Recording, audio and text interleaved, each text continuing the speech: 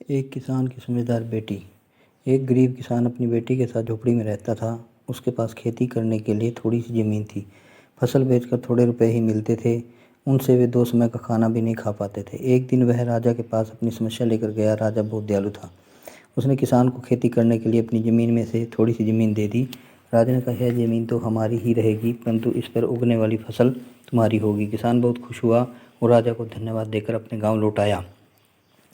एक दिन वह खेत की जुताई कर रहा था, तभी उसका हल एक कठोर चीज़ से जा टकराया। उसने खोद कर देखा तो उसे सोने की एक ओखली मिली। किसान बहुत समझदार था। उसने अपनी बेटी से कहा कि हमें यह ओखली राजा के खेत से मिली है। जिसकी ज़मीन है उसी की यह ओखली भी है, इसलिए हमें ओखली राजा को लौटा देनी चाहिए। लेकिन किसान की बेटी बोली कि नहीं पिताजी, आप ऐसा ना करें, आपको केवल ओखली ही मिली है।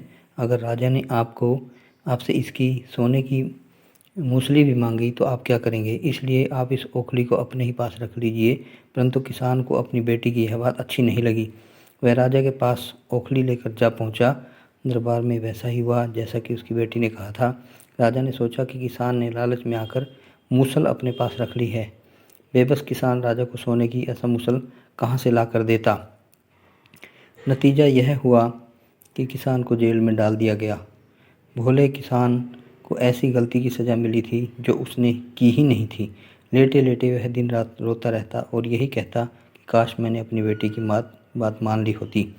एक दिन राजा ने उसे यह कहते हुए सुन लिया। फिर उन्होंने किसान से पूछा कि आखिर वह ऐसा क्यों कह रहा है।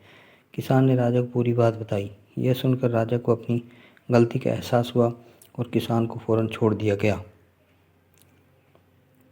उसकी बेटी को राजा ने अपने दरबार में बुलाया। उससे बातें करने के बाद राजा को पता चल गया कि वह बहुत ही बुद्धिमान है।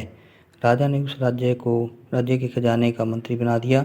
उन्हें रहने के लिए घर और सारी सुख सुविधाएं भी दी। इसके बाद से किसान और उसकी बेटी हमेशा सुख से रहे। अंत में जीत सच्चाई की ही हुई। और इसी के साथ ये कहानी यहाँ पर समाप्त हो जाती है। आपको कैसी लगी कमेंट में ज़रूर बताइए। धन्यवाद।